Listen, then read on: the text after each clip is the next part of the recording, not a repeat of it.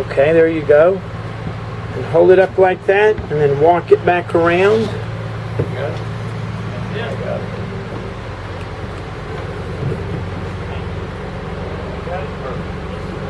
Okay, grab your dipstick. Remember, I don't trust that electric gauge, so we want to try the dipstick and read the dipstick. Ouch.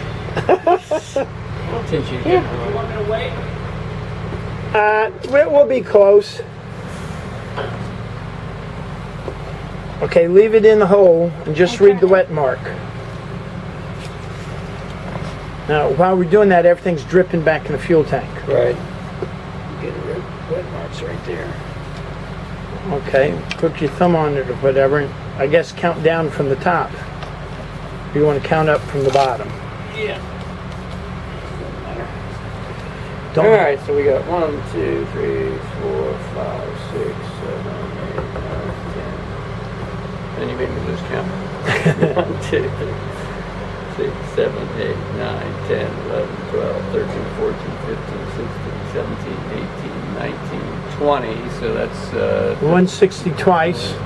So it's 320. yeah. 1, 2, 3, 4 plus 4 more.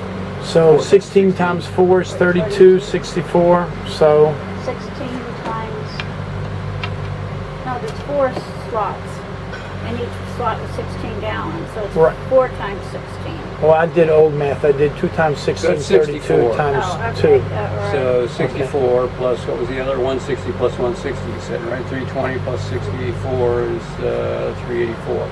And we had So- 100 in there, so that's pretty close to full. So we're doing good. Okay. So clean off the stick, put that back up, pay the man.